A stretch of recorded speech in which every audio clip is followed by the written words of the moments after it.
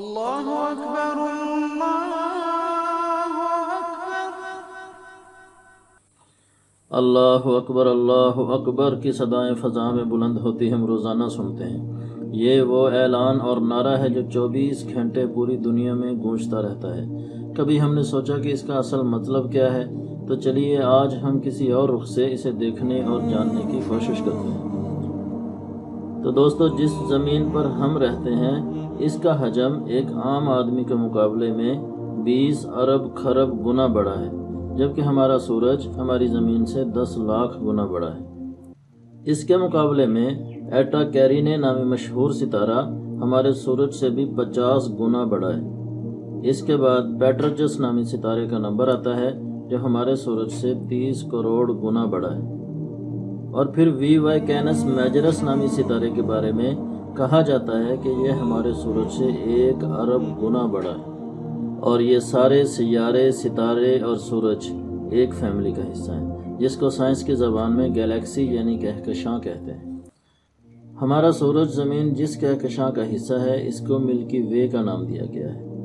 ملکی وے نامی اس ہماری کہکشاں میں آپ کو پتہ ہے ہمارے سورج جیسے 300 ارب سے زیادہ سورج موجود ہیں۔ سمجھنے کے لیے ہم ایک مثال پیش کرتے ہیں کہ اگر ایک سواری جس کی رفتار 3 لاکھ کلومیٹر فی سیکنڈ ہو، یعنی یہ سواری 1 سیکنڈ میں ہماری زمین کے 7 چکر لگا سکتی ہو، اس سواری کو بھی ہماری کہکشاں کو پار کرتے کرتے 1 لاکھ سال کا عرصہ درکار ہے۔ اب آپ کو اندازہ تو ہو گیا ہوگا کہ ہماری کہکشاں کتنی بڑی ہے۔ یہ تو ہیں اعداد و شمار ہماری کہکشاں کی، جس کا نام ملکی وے ہے۔ اب ہم ذکر کرتے ہیں ملکی وے گلیکسی کے ساتھ والی کہکشاں کا، یعنی ہماری پڑوسی کہکشاں کا، جس کا نام ہے اینڈرومیڈا۔ یہ کہکشاں ہماری کہکشاں سے 2 گنا بڑی، لیکن آپ کو مزید حیران کرنے کے لیے بتائیں کہ یہ بھی چھوٹی ہے۔ M81 نامی کہکشاں ہماری کہکشاں سے 60 گنا بڑی ہے، جبکہ IC 1011 کہکشاں ہماری کہکشاں سے 600 گنا بڑی۔ یہ سلسلہ بھی یہاں پر ہی ختم نہیں ہو جاتا، بلکہ جیسے ستاروں سے کہکشائیں بنتی ہیں، اسی طرح کہکشاؤں سے کلسٹر بنتے ہیں، اور جس کلسٹر میں ہماری کہکشاں موجود ہے اس میں اس سے بڑی بڑی مزید 47,000 کہکشائیں اور بھی ہیں۔ اس کلسٹر کا نام سائنسدانوں نے ورگو کلسٹر رکھا ہے۔ لیکن یہ معاملہ یہاں پر بھی ختم نہیں ہو جاتا، کیونکہ یہ کلسٹر بھی آپس میں مل کر سپر کلسٹر بناتے ہیں، اور جس سپر کلسٹر میں ہم رہتے ہیں اس کا نام لوکل سپر کلسٹر ہے، اور اس سپر کلسٹر میں 100 کے قریب اور کلسٹر ہیں، اور اس سپر کلسٹر جیسے کم و بیش 1 کروڑ سپر کلسٹر ہیں جو ایک عظیم جال میں معمولی نقطوں کی مانند نظر آتے ہیں۔ یہ تو ہیں وہ اعداد و شمار جس کا اندازہ کسی نہ کسی طرح سائنسدانوں نے لگایا ہے۔ کائنات کی ان وسعتوں کا یہ سلسلہ کہاں جا کر ختم ہوتا ہے، اس کے بارے میں وہ دعویٰ کرنے سے قاصر ہے۔ اور وہ یہ دعویٰ کر بھی کیسے سکتے ہیں کہ انسانی عقل اور ذرائع محدود ہیں، اور کائنات کی یہ وسعتیں لامحدود۔ پوری دنیا کے ذرائع استعمال کر کے بھی ہم زمین سے قریب ترین ستارے تک نہیں پہنچ سکتے، تو باقی کھرب ہا کھرب ستاروں کی اس کائنات تک رسائی اس انسان کے بس کی بات کیسے ہو سکتی ہے؟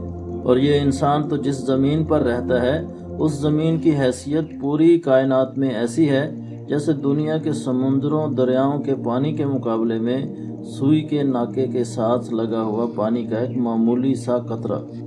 انسانی عقل و وہم کو تھکا تھکا کر چور کر دینے والا یہ نظام ایک ذات نے بنایا ہے، اور وہ ذات ہے ہمارا رب، ہمارا پروردگار اور ہم سب کا اللہ۔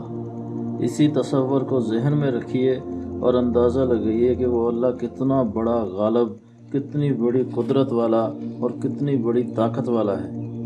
یہی وہ کبریائی ہے جس کو قرآن سورہ زمر میں یوں بیان کرتا ہے: وَمَا قَدَرُ اللَّهَ حَقَّ قَدْرِهِ وَالْأَرْضُ جَمِيعًا قَبْضَتُهُ يَوْمَ الْقِيَامَةِ وَالسَّمَاوَاتُ مَطْوِيَّاتٌ بِيَمِينِهِ سُبْحَانَهُ وَتَعَالَى عَمَّا يُشْرِكُونَ۔ اور انہوں نے اللہ کی قدر ہی نہ کی جیسی اس کی قدر کرنے کا حق تھا، اور اس کی بڑائی کا کیا حال ہے؟ اس کی بڑائی کا تو یہ عالم ہے کہ قیامت کے دن زمین اس کی مٹھی میں ہوگی اور تمام آسمان اس کے سیدھے ہاتھ میں لپٹے ہوئے ہوں گے۔ پاک اور بلند و بالا ہے وہ ذات ان ساری چیزوں سے جو اس کے ساتھ شریک کی جاتی ہیں۔